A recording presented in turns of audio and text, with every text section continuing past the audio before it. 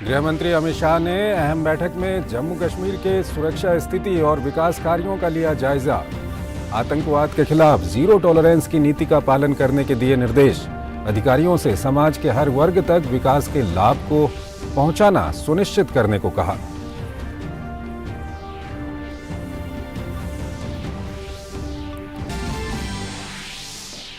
Corona को लेकर देश के लिए अगले 40 दिन अहम। जनवरी में कोरोना के मामलों में हो सकता है इजाफा। स्वास्थ्य मंत्री डॉक्टर मनसुख मांडविया कल दिल्ली हवाई अड्डे पर हालात का लेंगे जायजा।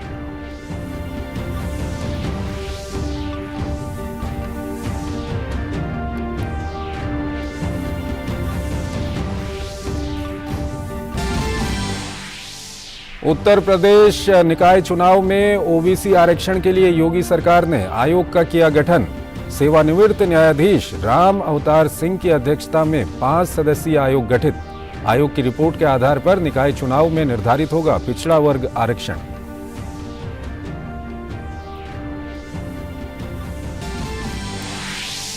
आंध्र प्रदेश के नेल्लोर जिले में टीडीपी नेता एन चंद्रबाबू नायडू की रैली के दौरान नहर में गिरने से 7 लोगों की मौत।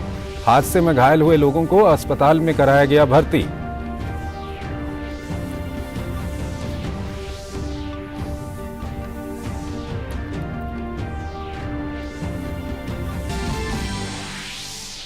यूक्रेन के राष्ट्रपति वोलोदिमीर ज़ेलेंस्की ने नए साल से पहले संसद में दिए सालाना भाषण में युद्ध में शहीद हुए सैनिकों के बलिदान को सराहा। कहा, रूस के खिलाफ चल रहे युद्ध में यूक्रेन और केवल यूक्रेन की होगी जीत।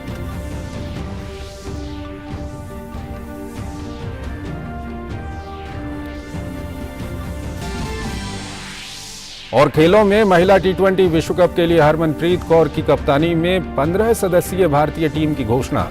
10 फरवरी से दक्षिण अफ्रीका में होगा टी20 विश्व कप का आयोजन।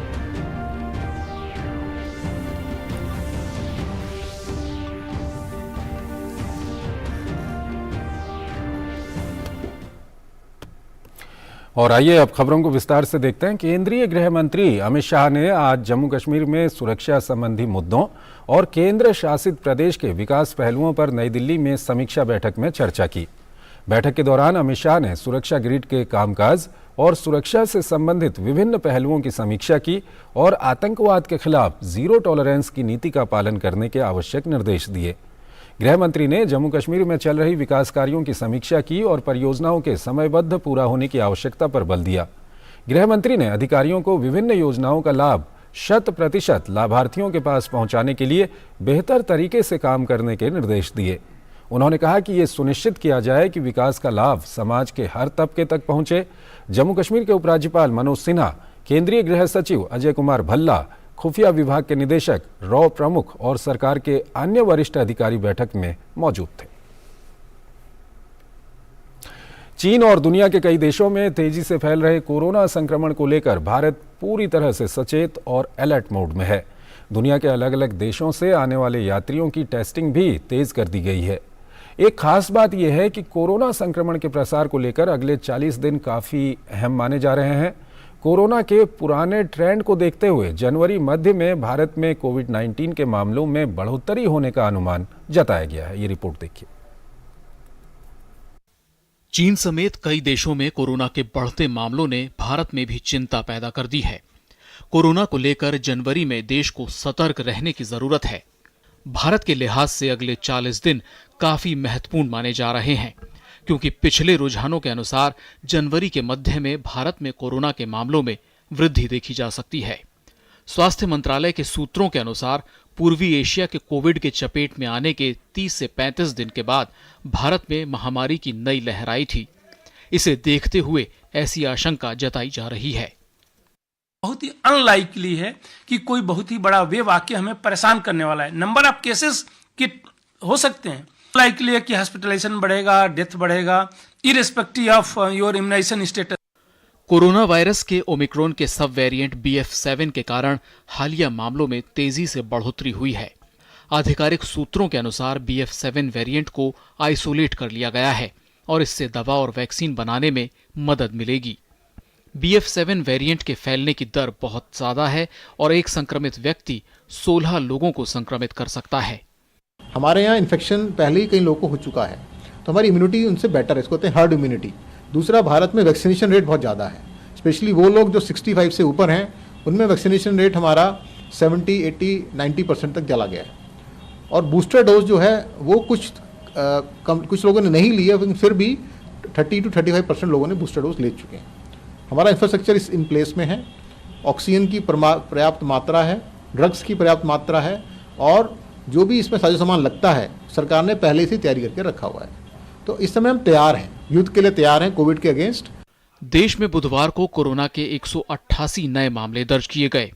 देश में अब तक उपचाराधीन मामलों की संख्या 3,468 हो गई है।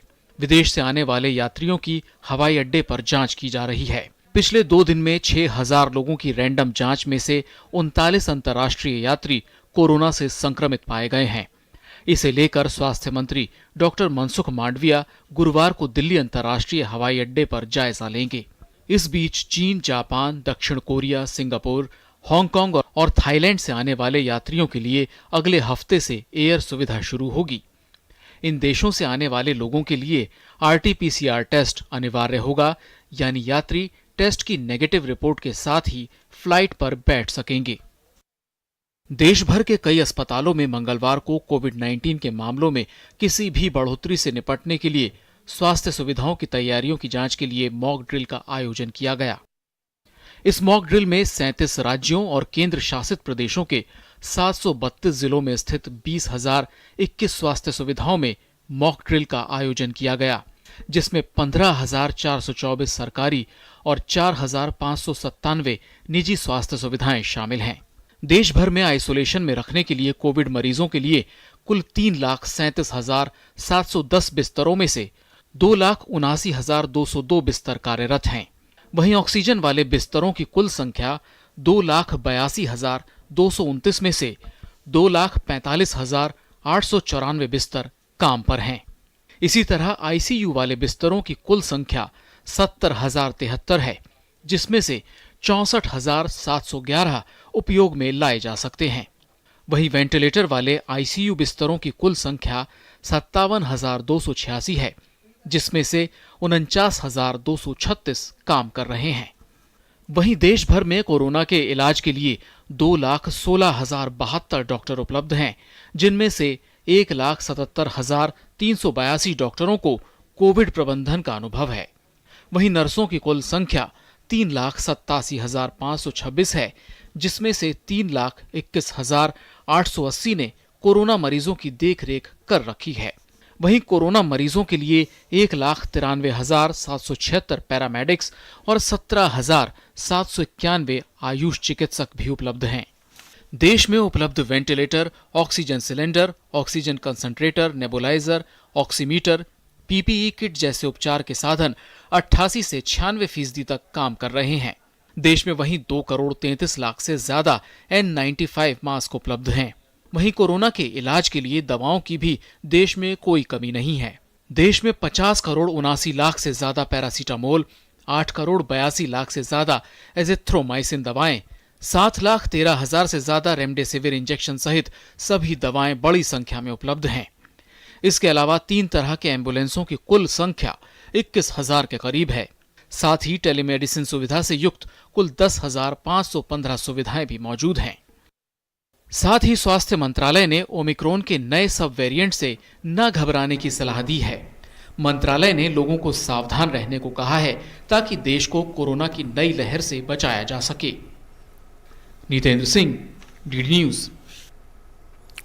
प्रधानमंत्री नरेंद्र मोदी की मां हीरा बाग की तबीयत बिगड़ने के बाद उन्हें अहमदाबाद के UN Mehta institute of cardiology and research centre अस्पताल में भर्ती कराया गया है। मां की तबीयत खराब होने की सूचना पाते ही प्रधानमंत्री नरेंद्र मोदी अहमदाबाद अस्पताल पहुंचे और मां का हालचाल जाना। करीब 1.25 घंटे तक अस्पताल में रहने के बाद प्रधानमंत्री मोदी दिल्ली के लिए रवाना हो गए। प्रधानमंत्री मोदी की मां की मेडिकल रिपोर्ट आने के बाद अहमदाबाद के UN Mehta institute of cardiology and research centre अस्पताल में उनका इलाज चल रहा है और उनके स्वास्थ्य पर 6 विशेषज्ञ डॉक्टरों और अन्य विशेषज्ञ लगातार नज़र रख रहे हैं। हीरा बाग की सेहत में सुधार की खबर है। मां की तबीयत खराब होने की सूचना के बाद प्रधानमंत्री नरेंद्र मोदी लगातार डॉक्टरों के संपर्क में हैं। राष्ट्रपति द्रौपदी मुर्मू ने आज तेलंगाना के भद्राचलम में वनवासी कल्याण द्वारा आयोजित समक्का सरलाम्मा जनजाति पुजारी सम्मेलन का उद्घाटन किया। राष्ट्रपति ने इस मौके पर तेलंगाना में पर्यटन मंत्रालय और जनजातीय मामलों के मंत्रालय के प्रसाद परियोजना का आभासी उद्घाटन किया। इस मौके पर राष्ट्रपति ने कहा कि तेलंगाना के विकास में इन योजनाओं के माध्यम से इजाफा होगा, साथ ही पर्यटन को बढ़ावा मिलेगा।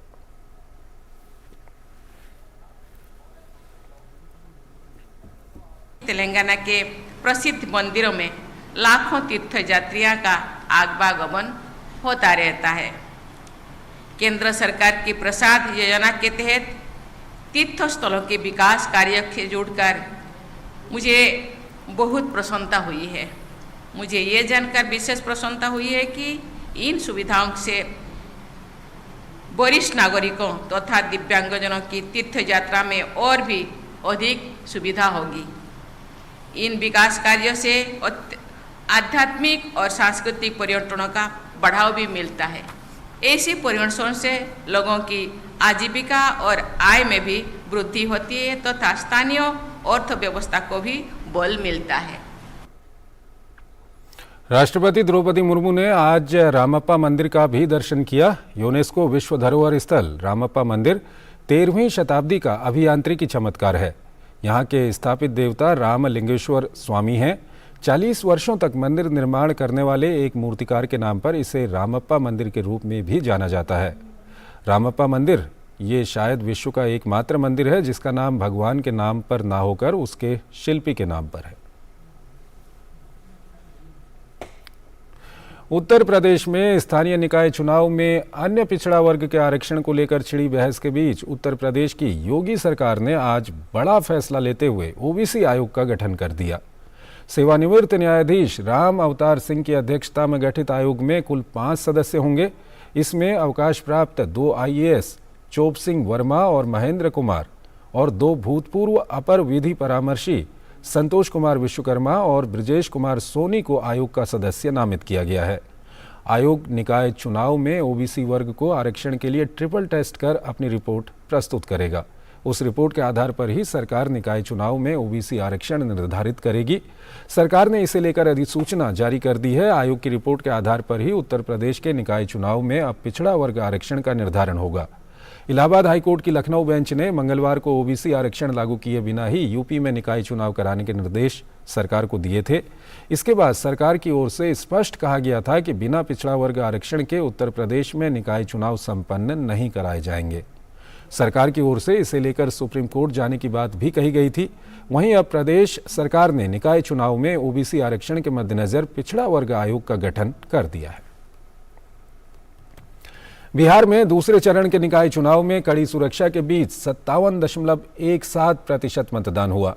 5 पार्षद पद के चुनाव उम्मीदवार की मृत्यु के कारण 5 पदों पर चुनाव नहीं हो सका। नगर की सरकार के लिए राज्यपाल और मुख्यमंत्री ने भी मताधिकार का प्रयोग किया। राज्य निर्वाचन आयोग के आयुक्त डॉक्टर दीपक प्रसाद ने बताया कि कड़ी सुरक्षा के बीच दूसरे चरण में राज्य के 23 जिलों में 17 नगर निगम क्षेत्र, 2 नगर परिषद क्षेत्र और 49 नगर पंचायतों के 68 निकायों में 68 मुख्य वार्ड पार्षद, 68 उप मुख्य पार्षद और 1529 वार्ड पार्षद पद के लिए मतदान संपन्न हो गया। इस चरण में डिजिटल फोटोग्राफी मतदाताओं के लिए रखी गई ताकि बोगस वोटिंग को रोका जा सके। 5 पार्षद पदों के चुनाव उम्मीदवारों की मौत के कारण नहीं हो पाए। मतगणना शुक्रवार को होगी और उसी दिन परिणाम भी घोषित कर दिए जाएंगे। आंध्र प्रदेश में नेल्लोर जिले के कुंदुकुर में टीडीपी प्रमुख चंद्रबाबू नायडू के रोड शो के दौरान मची भगदड़ में कम से कम 7 लोगों की मौत हो गई है। राज्य सरकार के खिलाफ निकाली गई रैली के दौरान कुंदकुरु में चंद्रबाबू नायडू रोड शो कर रहे थे। रैली में भारी भीड़ होने से लगभग 10 लोग नहर में गिर गए, जिसमें से 7 लोगों की मौत हो गई। कुछ अन्य लोग घायल हो गए। घटना के तुरंत बाद टीडीपी प्रमुख ने रैली को रोका और घटना में घायल हुए लोगों के बारे में जानकारी ली।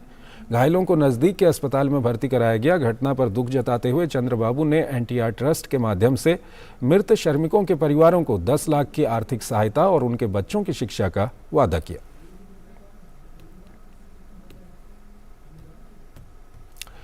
नया वर्ष नए संकल्प की थीम के साथ केंद्रीय सूचना एवं प्रसारण मंत्री अनुराग ठाकुर ने आज वर्ष 2023 के लिए भारत सरकार का आधिकारिक कैलेंडर जारी किया। इस कैलेंडर में सरकार की उपलब्धियों और भविष्य की प्रतिबद्धताओं को प्रदर्शित किया गया है। 13 भाषाओं में छपा ये कैलेंडर देश भर के सभी सरकारी कार्यालयों और पंचायतों में वितरित किया जाएगा। भारत सरकार के साल 2023 के कैलेंडर का थीम है नया वर्ष नए संकल्प। पीएम मोदी द्वारा बताए गए पंच प्रण के लक्ष्यों की तरफ लोगों का ध्यान आकर्षित करते हुए मोदी सरकार की प्रमुख कल्याणकारी योजनाओं और उपलब्धियों का जिक्र 2023 के कैलेंडर में किया गया है। इस कैलेंडर में जनवरी से लेकर दिसंबर माह तक हर महीने एक खास थीम रखी गई है।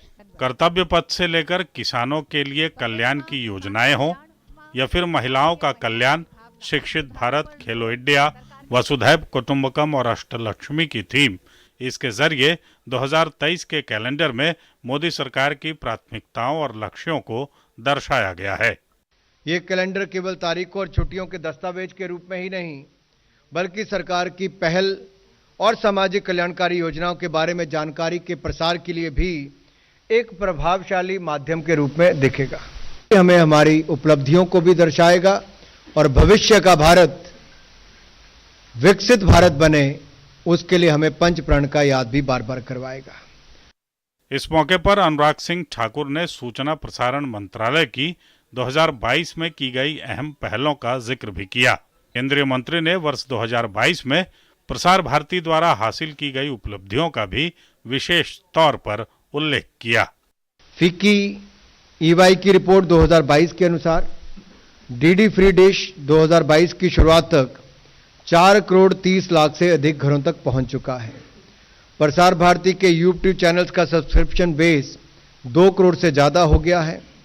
प्रसार भारती ने वित्तीय वर्ष 2021-22 तक लगभग 1350 करोड़ रुपए का वाणिज्यिक परिचालन कर 13% की मजबूत राजस्व वृद्धि के साथ समाप्त किया। दूरदर्शन ने अंग्रेजी और 9 क्षेत्रीय भाषाओं में मेगा सीरियल स्वराज, भारत के स्वतंत्रता संग्राम की गाथा को भी देश भर को दिखाने का काम किया है। भारत सरकार का 2023 का कैलेंडर 2 वर्ष बाद भौतिक रूप से भी छापा गया है, जबकि कोरोना के चलते 2 साल केवल डिजिटल रूप से इसे छापा गया था। हिंदी, अंग्रेजी सहित 11 अन्य भाषाओं में इस कैलेंडर की कुल 11 लाख प्रतियां छापी गई हैं। करीब 2.5 लाख प्रतियां क्षेत्रीय भाषाओं में भी छापी गई हैं। सरकार के इस कैलेंडर को देश भर की पंचायतों, ब्लॉक स्तर के साथ साथ सभी सरकारी विभागों में वितरित किया जाएगा। शैलेंद्र मिश्र की report, DD news, Delhi. NDMC के बजट में इस बार मुख्य रूप से G20 शिखर सम्मेलन के लिए भी कई योजनाएं शामिल हैं। आज नई दिल्ली नगर पालिका परिषद ने अपना बजट पेश किया। क्या खास है एनडीएमसी के बजट में, ये बता रहे हैं हमारे संवाददाता गिरीश निशाना अपनी इस खास रिपोर्ट में। नई दिल्ली नगर पालिका परिषद यानी एनडीएमसी ने अपना वार्षिक बजट पेश कर दिया। एनडीएमसी को उम्मीद है कि इस साल उसकी आमदनी 7% से ज्यादा बढ़कर 4,743 करोड़ रुपए हो सकती है। साथ ही एनडीएमसी का अनुमान है कि साल 2023-24 में नगर पालिका के विकास कार्यों पर 4,160 करोड़ रुपए खर्च हो सकते हैं। इस तरह से 583 करोड़ रुपए के शुद्ध मुनाफे के साथ ये बजट एनडीएमसी की आत्मनिर्भरता को प्रदर्शित करता है। कंटिन्यूअसली एनडीएमसी की जो म्युनिसिपल रेटिंग है और जो रेटिंग है उसकी फाइनेंशियल स्टेबिलिटी की, वो AA+ कंटिन्यू कर रही है। दूसरा, ये बजट में जो रेवेन्यू है उसमें ग्रोथ है compare to last year, and this growth, ये जो ग्रोथ है without having any additional taxation proposal. NDMC का बजट वैसे तो सभी पहलुओं पर केंद्रित है, लेकिन इस बार खास तौर पर एनडीएमसी क्षेत्र को G20 शिखर सम्मेलन के लिए तैयार करने के लिए भी कई योजनाएं शामिल की गई हैं। G20 में शामिल होने वाले राष्ट्रों के राष्ट्रीय पशुओं के प्रदर्शन के साथ साथ एक पार्क बनाया जाएगा जो वेस्ट टू वंडर थीम पर आधारित होगा। इसके अंतर्गत फ्लाईओवर्स का सौंदर्यीकरण और प्रकाश व्यवस्था, परिदृश्य की पूर्ण हरियाली और खिले हुए फूलों की हरियाली भी शामिल है। वायु प्रदूषण को रोकने के लिए एनडीएमसी बहुमंजिली इमारतों में 7 एंटी स्मॉग गन्स लगा रही है। एनडीएमसी शहर को हरा भरा बनाने के लिए अपनी खुद की सौर ऊर्जा नीति भी लाएगी और ई वाहनों को पूरी तरह से अपनाने की भी बात शामिल की गई है। बिन फ्री सिटी के लक्ष्य को प्राप्त करने के लिए 50 भूमिगत कूड़ेदानों का निर्माण किया जाएगा। एनडीएमसी स्कूलों तक और वृद्धाश्रमों के लिए मोबाइल आयुष डिस्पेंसरी, एनडीएमसी क्षेत्र में 50 बिस्तरों वाले आयुष अस्पताल और अनुसंधान केंद्र की स्थापना भी बजट में शामिल की गई है। गिरीश निशाना, DD news, Delhi. Indian oil corporation limited और सेंट्रल टीबी डिवीजन के बीच एक समझौता ज्ञापन पर हस्ताक्षर हुए, जिसके तहत Indian oil corporation limited CSR fund के तहत सेंट्रल टीबी डिवीजन को 64 करोड़ रुपया देगा। ये पैसा उत्तर प्रदेश और छत्तीसगढ़ में टीबी उन्मूलन के लिए खर्च होगा। समझौते के वक्त केंद्रीय स्वास्थ्य मंत्री मनसुख मांडविया और केंद्रीय पेट्रोलियम और प्राकृतिक गैस मंत्री हरदीप सिंह पुरी मौजूद थे। गांव में मजदूरी करने वाले मजदूर, गांव के खेत में किसानी करने वाले किसान, वो अपने काम में व्यस्त रहते हैं और उसकी आजीविका चलाने के लिए उसको संघर्ष करना पड़ता है। ऐसी स्थिति में ऐसी मोबाइल वाहन उसके घर तक जाएगी, वहां जाके टेस्ट करेगी, वहां जाके स्क्रीनिंग करेगी। ये बहुत बड़ा काम है। उससे कई केस आइडेंटिफाई करने में मिनिस्ट्री को सहयोग मिलेगा। What is considered, I'm talking about TB, the world's top infectious killer, which infects about 10 million people yearly, of which 1.5 million actually die annually, and 1/4 of the global incidents of TB come from India. आतंकवाद को लेकर भारत ने एक बार फिर से अपना दर्द दुनिया से साझा किया है। संयुक्त राष्ट्र में भारत की स्थायी प्रतिनिधि रुचिरा कंबोज ने कहा है कि दुनिया ने पहले आतंकवाद की गंभीरता पर ध्यान नहीं दिया, लेकिन भारत ने कई दशक सीमा पार से आए आतंकवाद का सामना किया है और इस प्रक्रिया में हजारों बेगुनाहों ने अपनी जान गंवाई है। साथ ही उन्होंने कहा कि भारत ने जीरो टॉलरेंस के साथ आतंकवाद का मुकाबला किया और हम ऐसा करना जारी रखेंगे। साथ ही उन्होंने कहा कि सुरक्षा परिषद में आतंकवाद के मुद्दे को उठाते रहेंगे।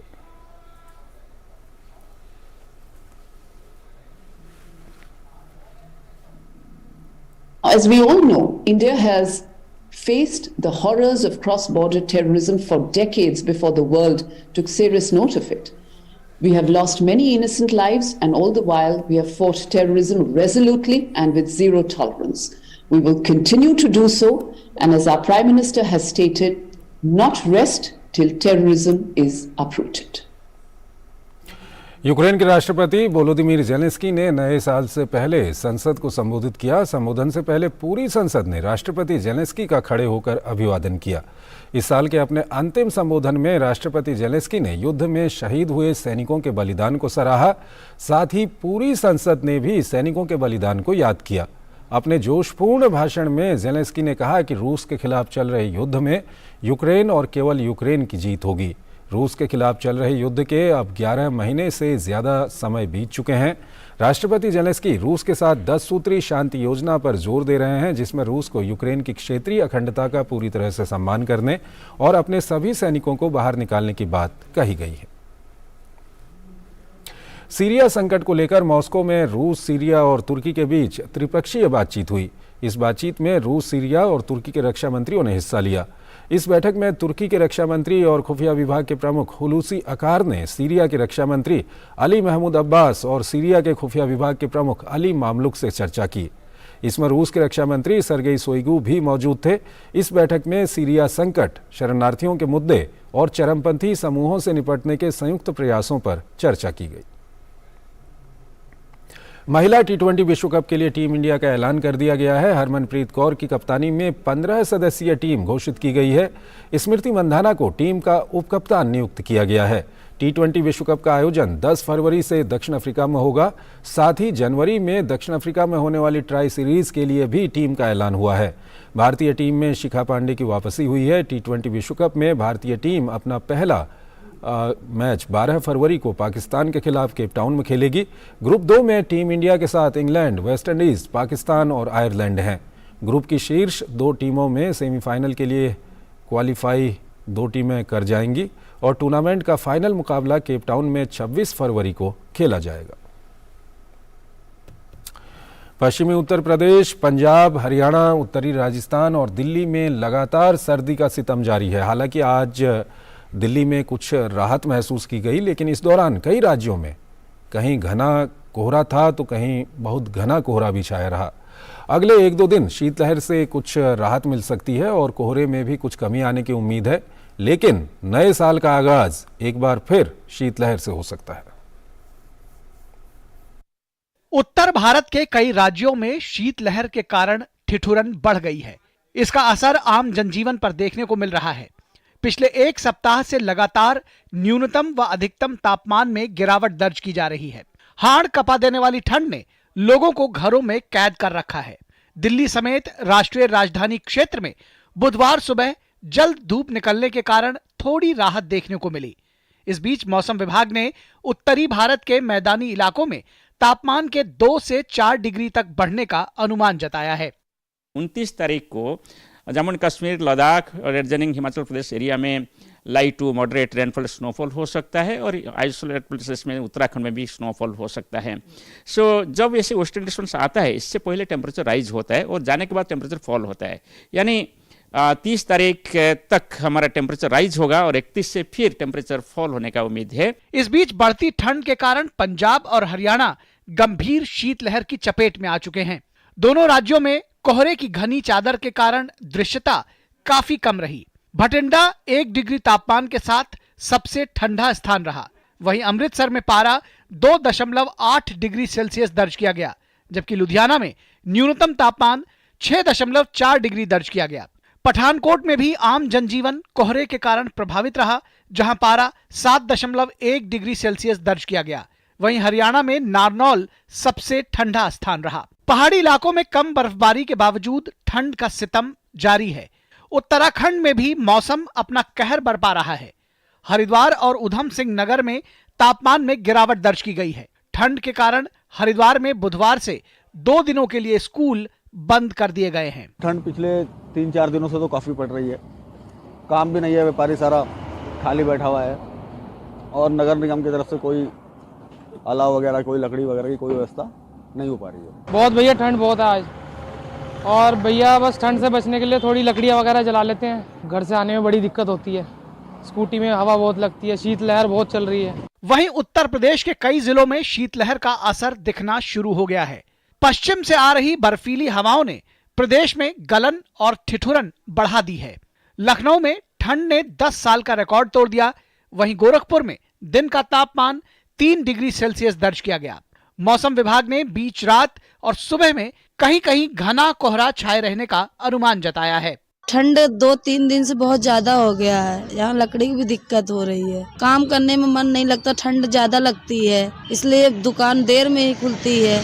बहुत ठंडी लग रही है, लकड़ी की व्यवस्था से मिल नहीं रही, आग की जरूरत पड़ती है। वहीं असम के डिब्रूगढ़ में ठंड बढ़ने के कारण लोगों को परेशानी का सामना करना पड़ रहा है। मौसम विभाग ने उत्तराखंड, पंजाब, बिहार, अरुणाचल प्रदेश, असम, मेघालय, नागालैंड, मणिपुर, मिजोरम और त्रिपुरा के कुछ इलाकों में गुरुवार को घना कोहरा छाए रहने की संभावना जताई है। ब्यूरो इनपुट्स के साथ तापस भट्टाचार्य की रिपोर्ट, डीडी न्यूज। तो इस बुलेटिन में फिलहाल इतना ही। आप बने रहिए डीडी न्यूज के साथ। नमस्कार।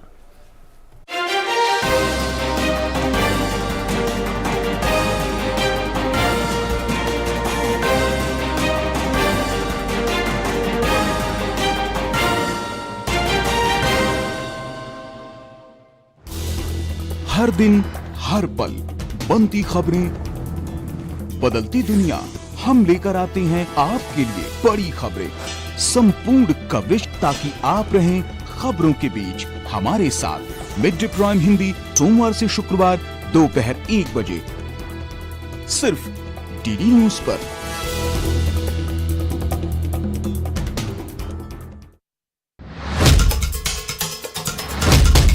मकसद हो बुलंद लोकतंत्र की आवाज, जज्बा तमाशे का शोर नहीं, जनहित पर हो जोर, मुद्दा जो तय करता हो देश की दिशा, सवाल वही जिनसे जुड़ा हो जन सरोकार। देखिए 5 की पंचायत मेरे साथ सोमवार से शुक्रवार शाम 5 बजे सिर्फ डीडी न्यूज पर।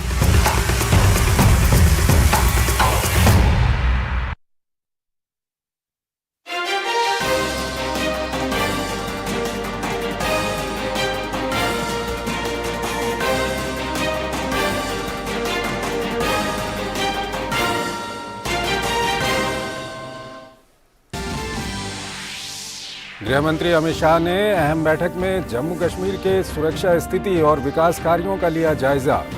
आतंकवाद के खिलाफ जीरो टॉलरेंस की नीति का पालन करने के दिए निर्देश।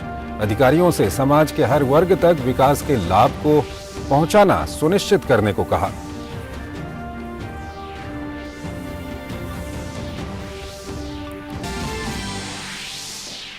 कोरोना को लेकर देश के लिए अगले 40 दिन अहम। जनवरी में कोरोना के मामलों में हो सकता है इजाफा। स्वास्थ्य मंत्री डॉक्टर मनसुख मांडविया कल दिल्ली हवाई अड्डे पर हालात का लेंगे जायजा।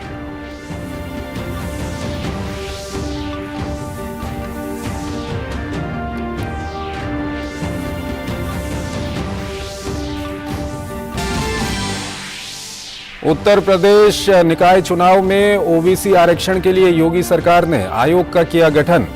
सेवानिवृत्त न्यायाधीश राम अवतार सिंह की अध्यक्षता में 5 सदस्यीय आयोग गठित।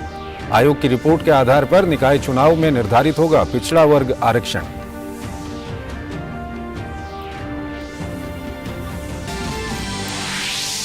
आंध्र प्रदेश के नेल्लोर जिले में टीडीपी नेता एन चंद्रबाबू नायडू की रैली के दौरान नहर में गिरने से 7 लोगों की मौत। हादसे में घायल हुए लोगों को अस्पताल में कराया गया भर्ती।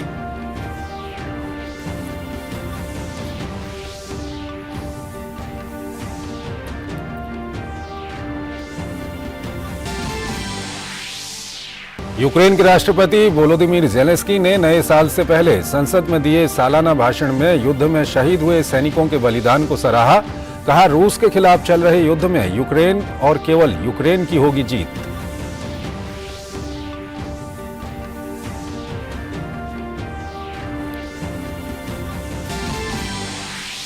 और खेलों में महिला टी20 विश्व कप के लिए हरमनप्रीत कौर की कप्तानी में 15 सदस्यीय भारतीय टीम की घोषणा। 10 फरवरी से दक्षिण अफ्रीका में होगा टी20 विश्व कप का आयोजन।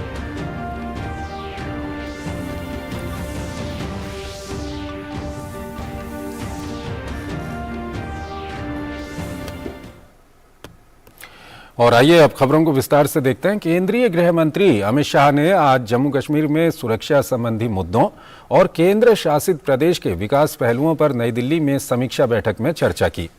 बैठक के दौरान अमित शाह ने सुरक्षा ग्रिड के कामकाज और सुरक्षा से संबंधित विभिन्न पहलुओं की समीक्षा की और आतंकवाद के खिलाफ जीरो टॉलरेंस की नीति का पालन करने के आवश्यक निर्देश दिए। गृह मंत्री ने जम्मू कश्मीर में चल रही विकास कार्यों की समीक्षा की और परियोजनाओं के समयबद्ध पूरा होने की आवश्यकता पर बल दिया। गृह मंत्री ने अधिकारियों को विभिन्न योजनाओं का लाभ 100% लाभार्थियों के पास पहुंचाने के लिए बेहतर तरीके से काम करने के निर्देश दिए। उन्होंने कहा कि ये सुनिश्चित किया जाए कि विकास का लाभ समाज के हर तबके तक पहुंचे। जम्मू कश्मीर के उपराज्यपाल मनोज सिन्हा, केंद्रीय गृह सचिव अजय कुमार भल्ला, खुफिया विभाग के निदेशक, रॉ प्रमुख और सरकार के अन्य वरिष्ठ अधिकारी बैठक में मौजूद थे।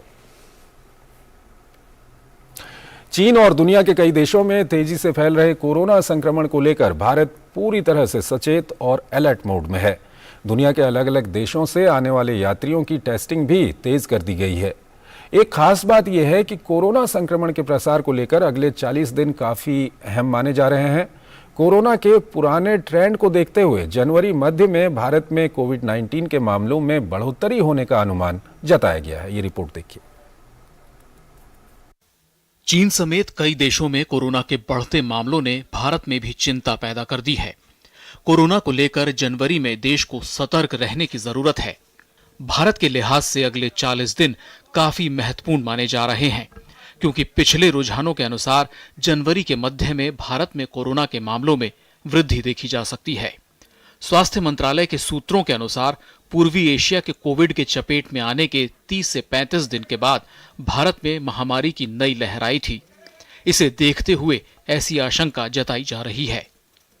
बहुत ही अनलाइकली है कि कोई बहुत ही बड़ा वेव आके हमें परेशान करने वाला है। नंबर ऑफ केसेस के हो सकते हैं, लाइकली है कि हॉस्पिटलाइजेशन बढ़ेगा, डेथ बढ़ेगा, irrespective of your immunisation status. Corona virus के ओमिक्रॉन के सब वेरिएंट BF7 के कारण हालिया मामलों में तेजी से बढ़ोतरी हुई है। आधिकारिक सूत्रों के अनुसार BF7 वेरिएंट को आइसोलेट कर लिया गया है और इससे दवा और वैक्सीन बनाने में मदद मिलेगी। BF7 वेरिएंट के फैलने की दर बहुत ज्यादा है और एक संक्रमित व्यक्ति 16 लोगों को संक्रमित कर सकता है। हमारे यहाँ इन्फेक्शन पहले ही कई लोगों को हो चुका है, तो हमारी इम्यूनिटी उनसे बेटर है, इसको कहते हैं हर्ड इम्यूनिटी। दूसरा, भारत में वैक्सीनेशन रेट बहुत ज़्यादा है, स्पेशली वो लोग जो 65 से ऊपर हैं, उनमें वैक्सीनेशन रेट हमारा 70, 80, 90% तक चला गया है। और बूस्टर डोज जो है वो कुछ लोगों ने नहीं लिया, लेकिन फिर भी 30 to 35% लोगों ने बूस्टर डोज ले चुके हैं। हमारा इंफ्रास्ट्रक्चर इस इन प्लेस में है, ऑक्सीजन की पर्याप्त मात्रा है, ड्रग्स की पर्याप्त मात्रा है, और जो भी इसमें साजो सामान लगता है सरकार ने पहले से तैयारी करके रखा हुआ है। तो इस समय हम तैयार हैं, युद्ध के लिए तैयार हैं कोविड के अगेंस्ट। देश में बुधवार को कोरोना के 188 नए मामले दर्ज किए गए। देश में अब तक उपचाराधीन मामलों की संख्या 3468 हो गई है। विदेश से आने वाले यात्रियों की हवाई अड्डे पर जांच की जा रही है। पिछले 2 दिन में 6000 लोगों की रैंडम जांच में से 39 अंतर्राष्ट्रीय यात्री कोरोना से संक्रमित पाए गए हैं। इसे लेकर स्वास्थ्य मंत्री डॉक्टर मनसुख मांडविया गुरुवार को दिल्ली अंतर्राष्ट्रीय हवाई अड्डे पर जायजा लेंगे। इस बीच चीन, जापान, दक्षिण कोरिया, सिंगापुर, हांगकांग और थाईलैंड से आने वाले यात्रियों के लिए अगले हफ्ते से एयर सुविधा शुरू होगी। इन देशों से आने वाले लोगों के लिए RT-PCR टेस्ट अनिवार्य होगा, यानी यात्री टेस्ट की नेगेटिव रिपोर्ट के साथ ही फ्लाइट पर बैठ सकेंगे। देश भर के कई अस्पतालों में मंगलवार को कोविड-19 के मामलों में किसी भी बढ़ोतरी से निपटने के लिए स्वास्थ्य सुविधाओं की तैयारियों की जांच के लिए मॉक ड्रिल का आयोजन किया गया। इस मॉक ड्रिल में 37 राज्यों और केंद्र शासित प्रदेशों के 732 जिलों में स्थित 20,021 स्वास्थ्य सुविधाओं में मॉक ड्रिल का आयोजन किया गया, जिसमें 15,424 सरकारी और 4,597 निजी स्वास्थ्य सुविधाएं शामिल हैं। देश भर में आइसोलेशन में रखने के लिए कोविड मरीजों के लिए कुल 3,37,710 बिस्तरों में से 2,79,202 बिस्तर कार्यरत हैं। वहीं ऑक्सीजन वाले बिस्तरों की कुल संख्या 2,82,229 में से 2,45,894 बिस्तर काम पर हैं।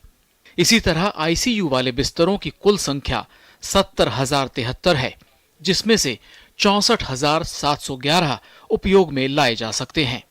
वहीं वेंटिलेटर वाले ICU बिस्तरों की कुल संख्या 57,286 है, जिसमें से 49,236 काम कर रहे हैं। वहीं देश भर में कोरोना के इलाज के लिए 2,16,072 डॉक्टर उपलब्ध हैं, जिनमें से 1,77,382 डॉक्टरों को कोविड प्रबंधन का अनुभव है। वहीं नर्सों की कुल संख्या 3,87,526 है, जिसमें से 3,21,880 ने कोरोना मरीजों की देखरेख कर रखी है। वहीं कोरोना मरीजों के लिए 1,93,776 पैरामेडिक्स और 17,791 आयुष चिकित्सक भी उपलब्ध हैं। देश में उपलब्ध ventilator, oxygen cylinder, oxygen concentrator, nebuliser, oximeter, PPE kit जैसे उपचार के साधन 88 से 96% तक काम कर रहे हैं। देश में वहीं 2,33,00,000 से ज्यादा N95 मास्क उपलब्ध हैं। वहीं कोरोना के इलाज के लिए दवाओं की भी देश में कोई कमी नहीं है। देश में 50,79,00,000 से ज्यादा पैरासीटामोल, 8,82,00,000 से ज्यादा एजिथ्रोमाइसिन दवाएं, 7,13,000 से ज्यादा रेमडेसिविर इंजेक्शन सहित सभी दवाएं बड़ी संख्या में उपलब्ध हैं। इसके अलावा 3 तरह के एम्बुलेंसों की कुल संख्या 21,000 के करीब है। साथ ही टेलीमेडिसिन सुविधा से युक्त कुल 10,515 सुविधाएं भी मौजूद हैं। साथ ही स्वास्थ्य मंत्रालय ने ओमिक्रॉन के नए सब वेरिएंट से न घबराने की सलाह दी है। मंत्रालय ने लोगों को सावधान रहने को कहा है ताकि देश को कोरोना की नई लहर से बचाया जा सके। Nitendra Singh, DD news. प्रधानमंत्री नरेंद्र मोदी की मां हीरा बाग की तबीयत बिगड़ने के बाद उन्हें अहमदाबाद के UN Mehta institute of cardiology and research centre अस्पताल में भर्ती कराया गया है। मां की तबीयत खराब होने की सूचना नरेंद्र मोदी सूचना पाते ही प्रधानमंत्री नरेंद्र मोदी अहमदाबाद अस्पताल पहुंचे और मां का हालचाल जाना। करीब सवा घंटे तक अस्पताल में रहने के बाद प्रधानमंत्री मोदी दिल्ली के लिए रवाना हो गए। प्रधानमंत्री मोदी की मां की मेडिकल रिपोर्ट आने के बाद अहमदाबाद के UN Mehta institute of cardiology and research centre अस्पताल में उनका इलाज चल रहा है और उनके स्वास्थ्य पर 6 विशेषज्ञ डॉक्टरों और अन्य विशेषज्ञ लगातार नजर रख रहे हैं। हीराबा की सेहत में सुधार की खबर है। मां की तबीयत खराब होने की सूचना के बाद प्रधानमंत्री नरेंद्र मोदी लगातार डॉक्टरों के संपर्क में हैं। राष्ट्रपति द्रौपदी मुर्मू ने आज तेलंगाना के भद्राचलम में वनवासी कल्याण द्वारा आयोजित समक्का सरलाम्मा जनजाति पुजारी सम्मेलन का उद्घाटन किया। राष्ट्रपति ने इस मौके पर तेलंगाना में पर्यटन मंत्रालय और जनजातीय मामलों के मंत्रालय के प्रसाद परियोजना का आभासी उद्घाटन किया। इस मौके पर राष्ट्रपति ने कहा कि तेलंगाना के विकास में इन योजनाओं के माध्यम से इजाफा होगा, साथ ही पर्यटन को बढ़ावा मिलेगा।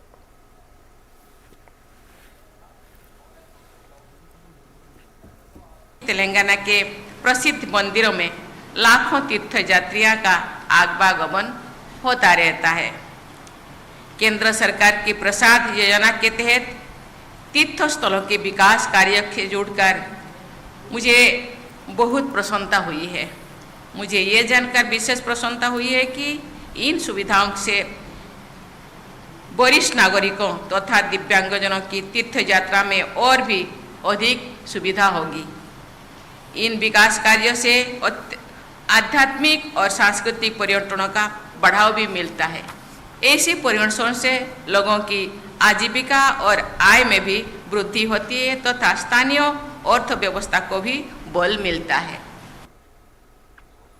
राष्ट्रपति द्रौपदी मुर्मू ने आज रामप्पा मंदिर का भी दर्शन किया। यूनेस्को विश्व धरोहर स्थल रामप्पा मंदिर 13वीं शताब्दी का अभियांत्रिकी चमत्कार है। यहाँ के स्थापित देवता रामलिंगेश्वर स्वामी हैं। 40 वर्षों तक मंदिर निर्माण करने वाले एक मूर्तिकार के नाम पर इसे रामप्पा मंदिर के रूप में भी जाना जाता है। रामप्पा मंदिर ये शायद विश्व का एकमात्र मंदिर है जिसका नाम भगवान के नाम पर ना होकर उसके शिल्पी के नाम पर है। उत्तर प्रदेश में स्थानीय निकाय चुनाव में अन्य पिछड़ा वर्ग के आरक्षण को लेकर छिड़ी बहस के बीच उत्तर प्रदेश की योगी सरकार ने आज बड़ा फैसला लेते हुए ओबीसी आयोग का गठन कर दिया। सेवानिवृत्त न्यायाधीश राम अवतार सिंह की अध्यक्षता में गठित आयोग में कुल 5 सदस्य होंगे। इसमें अवकाश प्राप्त 2 IAS चोप सिंह वर्मा और महेंद्र कुमार और 2 भूतपूर्व अपर विधि परामर्शी संतोष कुमार विश्वकर्मा और ब्रजेश कुमार सोनी को आयोग का सदस्य नामित किया गया है। आयोग निकाय चुनाव में ओबीसी वर्ग को आरक्षण के लिए ट्रिपल टेस्ट कर अपनी रिपोर्ट प्रस्तुत करेगा। उस रिपोर्ट के आधार पर ही सरकार निकाय चुनाव में ओबीसी आरक्षण निर्धारित करेगी। सरकार ने इसे लेकर अधिसूचना जारी कर दी है। आयोग की रिपोर्ट के आधार पर ही उत्तर प्रदेश के निकाय चुनाव में अब पिछड़ा वर्ग आरक्षण का निर्धारण होगा। इलाहाबाद हाईकोर्ट की लखनऊ बेंच ने मंगलवार को ओबीसी आरक्षण लागू किए बिना ही यूपी में निकाय चुनाव कराने के निर्देश सरकार को दिए थे। इसके बाद सरकार की ओर से स्पष्ट कहा गया था कि बिना पिछड़ा वर्ग आरक्षण के उत्तर प्रदेश में निकाय चुनाव संपन्न नहीं कराए जाएंगे। सरकार की ओर से इसे लेकर सुप्रीम कोर्ट जाने की बात भी कही गई थी। वहीं अब प्रदेश सरकार ने निकाय चुनाव में ओबीसी आरक्षण के मद्देनजर पिछड़ा वर्ग आयोग का गठन कर दिया है। बिहार में दूसरे चरण के निकाय चुनाव में कड़ी सुरक्षा के बीच 57.17% मतदान हुआ। 5 पार्षद पद के चुनाव उम्मीदवार की मृत्यु के कारण 5 पदों पर चुनाव नहीं हो सका। नगर की सरकार के लिए राज्यपाल और मुख्यमंत्री ने भी मताधिकार का प्रयोग किया। राज्य निर्वाचन आयोग के आयुक्त डॉक्टर दीपक प्रसाद ने बताया कि कड़ी सुरक्षा के बीच दूसरे चरण में राज्य के 23 जिलों में 17 नगर निगम क्षेत्र, 2 नगर परिषद क्षेत्र और 49 नगर पंचायतों के 68 निकायों में 68 मुख्य वार्ड पार्षद, 68 उप मुख्य पार्षद और 1529 वार्ड पार्षद पद के लिए मतदान संपन्न हो गया। इस चरण में डिजिटल फोटोग्राफी मतदाताओं के लिए रखी गई ताकि बोगस वोटिंग को रोका जा सके। 5 पार्षद पदों के चुनाव उम्मीदवारों की मौत के कारण नहीं हो पाए। मतगणना शुक्रवार को होगी और उसी दिन परिणाम भी घोषित कर दिए जाएंगे। आंध्र प्रदेश में नेल्लोर जिले के कुंदुकुर में टीडीपी प्रमुख चंद्रबाबू नायडू के रोड शो के दौरान मची भगदड़ में कम से कम 7 लोगों की मौत हो गई है। राज्य सरकार के खिलाफ निकाली गई रैली के दौरान कुंदकुरु में चंद्रबाबू नायडू रोड शो कर रहे थे। रैली में भारी भीड़ होने से लगभग 10 लोग नहर में गिर गए, जिसमें से 7 लोगों की मौत हो गई, कुछ अन्य लोग घायल हो गए।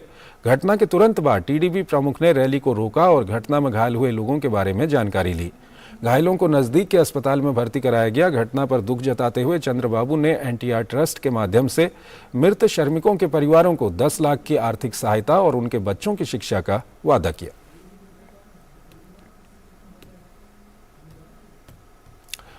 नया वर्ष नए संकल्प की थीम के साथ केंद्रीय सूचना एवं प्रसारण मंत्री अनुराग ठाकुर ने आज वर्ष 2023 के लिए भारत सरकार का आधिकारिक कैलेंडर जारी किया। इस कैलेंडर में सरकार की उपलब्धियों और भविष्य की प्रतिबद्धताओं को प्रदर्शित किया गया है। 13 भाषाओं में छपा ये कैलेंडर देश भर के सभी सरकारी कार्यालयों और पंचायतों में वितरित किया जाएगा। भारत सरकार के साल 2023 के कैलेंडर का थीम है नया वर्ष नए संकल्प। पीएम मोदी द्वारा बताए गए पंच प्रण के लक्ष्यों की तरफ लोगों का ध्यान आकर्षित करते हुए मोदी सरकार की प्रमुख कल्याणकारी योजनाओं और उपलब्धियों का जिक्र 2023 के कैलेंडर में किया गया है। इस कैलेंडर में जनवरी से लेकर दिसंबर माह तक हर महीने एक खास थीम रखी गई है। कर्तव्य पथ से लेकर किसानों के लिए कल्याण की योजनाएं हों या फिर महिलाओं का कल्याण, शिक्षित भारत, खेलो इंडिया, वसुधैव कुटुंबकम और अष्टलक्ष्मी की थीम, इसके जरिए 2023 के कैलेंडर में मोदी सरकार की प्राथमिकताओं और लक्ष्यों को दर्शाया गया है। ये कैलेंडर केवल तारीखों और छुट्टियों के दस्तावेज के रूप में ही नहीं, बल्कि सरकार की पहल और सामाजिक कल्याणकारी योजनाओं के बारे में जानकारी के प्रसार के लिए भी एक प्रभावशाली माध्यम के रूप में दिखेगा। हमें हमारी उपलब्धियों को भी दर्शाएगा और भविष्य का भारत विकसित भारत बने, उसके लिए हमें पंच प्रण का याद भी बार बार करवाएगा। इस मौके पर अनुराग सिंह ठाकुर ने सूचना प्रसारण मंत्रालय की 2022 में की गई अहम पहलों का जिक्र भी किया। केंद्रीय मंत्री ने वर्ष 2022 में प्रसार भारती द्वारा हासिल की गई उपलब्धियों का भी विशेष तौर पर उल्लेख किया। फिक्की ईवाई की रिपोर्ट 2022 के अनुसार डीडी फ्री डिश 2022 की शुरुआत तक 4 करोड़ 30 लाख से अधिक घरों तक पहुंच चुका है। प्रसार भारती के यूट्यूब चैनल्स का सब्सक्रिप्शन बेस 2 करोड़ से ज्यादा हो गया है। प्रसार भारती ने वित्तीय वर्ष 2021-22 तक लगभग 1350 करोड़ रुपए का वाणिज्यिक परिचालन कर 13% की मजबूत राजस्व वृद्धि के साथ समाप्त किया। दूरदर्शन ने अंग्रेजी और 9 क्षेत्रीय भाषाओं में मेगा सीरियल स्वराज, भारत के स्वतंत्रता संग्राम की गाथा को भी देश भर को दिखाने का काम किया है। भारत सरकार का 2023 का कैलेंडर 2 वर्ष बाद भौतिक रूप से भी छापा गया है, जबकि कोरोना के चलते 2 साल केवल डिजिटल रूप से इसे छापा गया था। हिंदी, अंग्रेजी सहित 11 अन्य भाषाओं में इस कैलेंडर की कुल 11 लाख प्रतियां छापी गई हैं। करीब 2.5 लाख प्रतियां क्षेत्रीय भाषाओं में भी छापी गई हैं। सरकार के इस कैलेंडर को देश भर की पंचायतों, ब्लॉक स्तर के साथ साथ सभी सरकारी विभागों में वितरित किया जाएगा। शैलेंद्र मिश्र की रिपोर्ट, डीडी न्यूज, दिल्ली।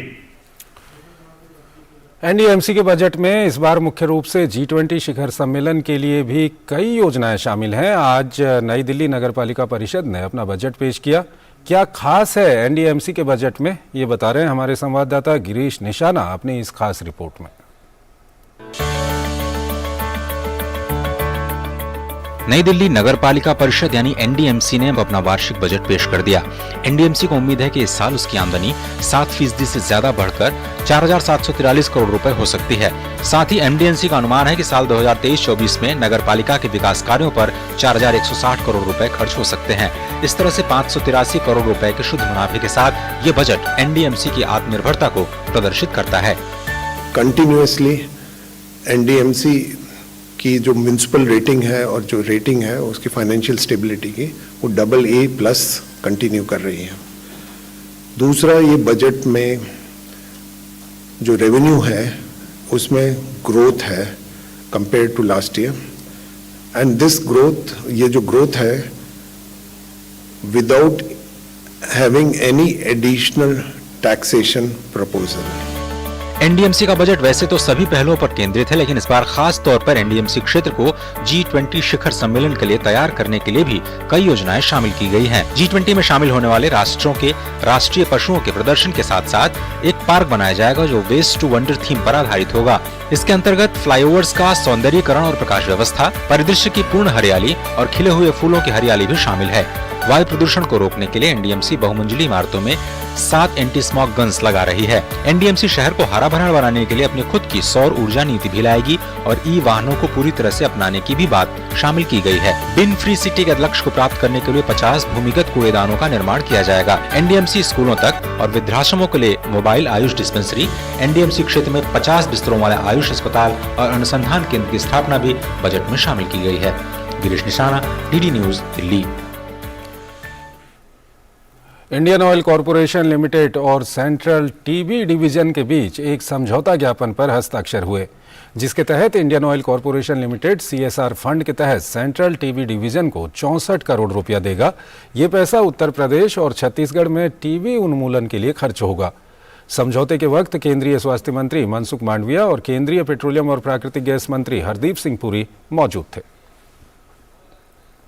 गांव में मजदूरी करने वाले मजदूर, गांव के खेत में किसानी करने वाले किसान, वो अपने काम में व्यस्त रहते हैं और उसकी आजीविका चलाने के लिए उसको संघर्ष करना पड़ता है। ऐसी स्थिति में ऐसी मोबाइल वाहन उसके घर तक जाएगी, वहां जाके टेस्ट करेगी, वहां जाके स्क्रीनिंग करेगी।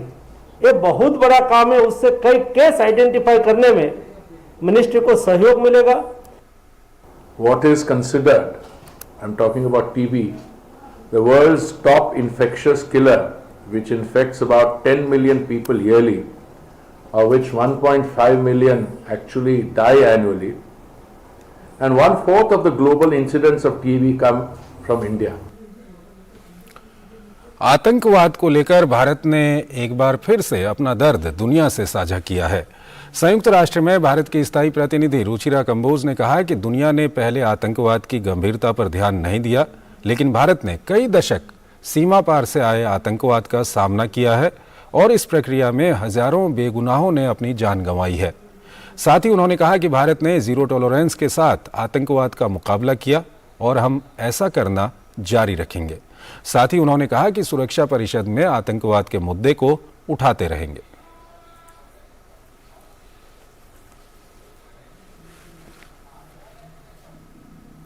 As we all know, India has faced the horrors of cross-border terrorism for decades before the world took serious note of it. We have lost many innocent lives, and all the while we have fought terrorism resolutely and with zero tolerance. We will continue to do so, and as our Prime Minister has stated, not rest till terrorism is uprooted. Ukraine के राष्ट्रपति Volodymyr Zelensky ने नए साल से पहले संसद को संबोधित किया। संबोधन से पहले पूरी संसद ने राष्ट्रपति जेलेंस्की का खड़े होकर अभिवादन किया। इस साल के अपने अंतिम संबोधन में राष्ट्रपति जेलेंस्की ने युद्ध में शहीद हुए सैनिकों के बलिदान को सराहा। साथ ही पूरी संसद ने भी सैनिकों के बलिदान को याद किया। अपने जोशपूर्ण भाषण में जेलेंस्की ने कहा कि रूस के खिलाफ चल रहे युद्ध में यूक्रेन और केवल यूक्रेन की जीत होगी। रूस के खिलाफ चल रहे युद्ध के अब 11 महीने से ज्यादा समय बीत चुके हैं। राष्ट्रपति जेलेंस्की रूस के साथ 10 सूत्री शांति योजना पर जोर दे रहे हैं, जिसमें रूस को यूक्रेन की क्षेत्रीय अखंडता का पूरी तरह से सम्मान करने और अपने सभी सैनिकों को बाहर निकालने की बात कही गई है। सीरिया संकट को लेकर मॉस्को में रूस, सीरिया और तुर्की के बीच त्रिपक्षीय बातचीत हुई। इस बातचीत में रूस, सीरिया और तुर्की के रक्षा मंत्रियों ने हिस्सा लिया। इस बैठक में तुर्की के रक्षा मंत्री और खुफिया विभाग के प्रमुख हुलूसी अकार ने सीरिया के रक्षा मंत्री अली महमूद अब्बास और सीरिया के खुफिया विभाग के प्रमुख अली मामलुक से चर्चा की। इसमें रूस के रक्षा मंत्री सरगेई शोइगु भी मौजूद थे। इस बैठक में सीरिया संकट, शरणार्थियों के मुद्दे और चरमपंथी समूहों से निपटने के संयुक्त प्रयासों पर चर्चा की गई। महिला टी20 विश्व कप के लिए टीम इंडिया का ऐलान कर दिया गया है। हरमनप्रीत कौर की कप्तानी में 15 सदस्यीय टीम घोषित की गई है। स्मृति मंधाना को टीम का उपकप्तान नियुक्त किया गया है। टी20 विश्व कप का आयोजन 10 फरवरी से दक्षिण अफ्रीका में होगा। साथ ही जनवरी में दक्षिण अफ्रीका में होने वाली ट्राई सीरीज के लिए भी टीम का ऐलान हुआ है। भारतीय टीम में शिखा पांडे की वापसी हुई है। टी20 विश्व कप में भारतीय टीम अपना पहला मैच 12 फरवरी को पाकिस्तान के खिलाफ केप टाउन में खेलेगी। ग्रुप 2 में टीम इंडिया के साथ इंग्लैंड, वेस्ट इंडीज, पाकिस्तान और आयरलैंड हैं। ग्रुप की शीर्ष 2 टीमों में सेमीफाइनल के लिए क्वालिफाई 2 टीमें कर जाएंगी और टूर्नामेंट का फाइनल मुकाबला केप टाउन में 26 फरवरी को खेला जाएगा। पश्चिमी उत्तर प्रदेश, पंजाब, हरियाणा, उत्तरी राजस्थान और दिल्ली में लगातार सर्दी का सितम जारी है। हालांकि आज दिल्ली में कुछ राहत महसूस की गई, लेकिन इस दौरान कई राज्यों में कहीं घना कोहरा था तो कहीं बहुत घना कोहरा भी छाया रहा। अगले 1-2 दिन शीतलहर से कुछ राहत मिल सकती है और कोहरे में भी कुछ कमी आने की उम्मीद है, लेकिन नए साल का आगाज एक बार फिर शीतलहर से हो सकता है। उत्तर भारत के कई राज्यों में शीतलहर के कारण ठिठुरन बढ़ गई है। इसका असर आम जनजीवन पर देखने को मिल रहा है। पिछले 1 सप्ताह से लगातार न्यूनतम व अधिकतम तापमान में गिरावट दर्ज की जा रही है। हाड़ कपा देने वाली ठंड ने लोगों को घरों में कैद कर रखा है। दिल्ली समेत राष्ट्रीय राजधानी क्षेत्र में बुधवार सुबह जल्द धूप निकलने के कारण थोड़ी राहत देखने को मिली। इस बीच मौसम विभाग ने उत्तरी भारत के मैदानी इलाकों में तापमान के 2 से 4 डिग्री तक बढ़ने का अनुमान जताया है। 29 तारीख को जम्मू एंड कश्मीर, लद्दाख और एडजनिंग हिमाचल प्रदेश एरिया में light to moderate rainfall snowfall हो सकता है और आइसोलेटेड प्लेसेस में उत्तराखंड में भी स्नोफॉल हो सकता है। जब ऐसे वेस्टर्न डिस्टेंस आता है, इससे पहले टेम्परेचर राइज होता है और जाने के बाद टेम्परेचर फॉल होता है। यानी 30 तारीख तक हमारा टेम्परेचर राइज होगा और 31 से फिर टेम्परेचर फॉल होने का उम्मीद है। इस बीच बढ़ती ठंड के कारण पंजाब और हरियाणा गंभीर शीतलहर की चपेट में आ चुके हैं। दोनों राज्यों में कोहरे की घनी चादर के कारण दृश्यता काफी कम रही। भटिंडा 1 डिग्री तापमान के साथ सबसे ठंडा स्थान रहा। वहीं अमृतसर में पारा 2.8 डिग्री सेल्सियस दर्ज किया गया, जबकि लुधियाना में न्यूनतम तापमान 6.4 डिग्री दर्ज किया गया। पठानकोट में भी आम जनजीवन कोहरे के कारण प्रभावित रहा, जहां पारा 7.1 डिग्री सेल्सियस दर्ज किया गया। वहीं हरियाणा में नारनौल सबसे ठंडा स्थान रहा। पहाड़ी इलाकों में कम बर्फबारी के बावजूद ठंड का सितम जारी है। उत्तराखंड में भी मौसम अपना कहर बरपा रहा है। हरिद्वार और उधम सिंह नगर में तापमान में गिरावट दर्ज की गई है। ठंड के कारण हरिद्वार में बुधवार से 2 दिनों के लिए स्कूल बंद कर दिए गए हैं। ठंड पिछले 3-4 दिनों से तो काफी पड़ रही है। काम भी नहीं है, व्यापारी सारा खाली बैठा हुआ है और नगर निगम की तरफ से कोई अलाव वगैरह, कोई लकड़ी वगैरह की कोई व्यवस्था नहीं हो पा रही है। बहुत भैया ठंड बहुत है आज, और भैया बस ठंड से बचने के लिए थोड़ी लकड़ियाँ वगैरह जला लेते हैं। घर से आने में बड़ी दिक्कत होती है, स्कूटी में हवा बहुत लगती है, शीतलहर बहुत चल रही है। वहीं उत्तर प्रदेश के कई जिलों में शीतलहर का असर दिखना शुरू हो गया है। पश्चिम से आ रही बर्फीली हवाओं ने प्रदेश में गलन और ठिठुरन बढ़ा दी है। लखनऊ में ठंड ने 10 साल का रिकॉर्ड तोड़ दिया। वहीं गोरखपुर में दिन का तापमान 3 डिग्री सेल्सियस दर्ज किया गया। मौसम विभाग ने बीच रात और सुबह में कहीं कहीं घना कोहरा छाए रहने का अनुमान जताया है। ठंड 2-3 दिन से बहुत ज्यादा हो गया है। यहाँ लकड़ी की भी दिक्कत हो रही है। काम करने में मन नहीं लगता, ठंड ज्यादा लगती है, इसलिए दुकान देर में ही खुलती है। बहुत ठंडी लग रही है, लकड़ी की व्यवस्था से मिल नहीं रही, आग की जरूरत पड़ती है। वहीं असम के डिब्रूगढ़ में ठंड बढ़ने के कारण लोगों को परेशानी का सामना करना पड़ रहा है। मौसम विभाग ने उत्तराखंड, पंजाब, बिहार, अरुणाचल प्रदेश, असम, मेघालय, नागालैंड, मणिपुर, मिजोरम और त्रिपुरा के कुछ इलाकों में गुरुवार को घना कोहरा छाए रहने की संभावना जताई है। ब्यूरो इनपुट्स के साथ तापस भट्टाचार्य की रिपोर्ट, डीडी न्यूज। तो इस बुलेटिन में फिलहाल इतना ही। आप बने रहिए डीडी न्यूज के साथ। नमस्कार।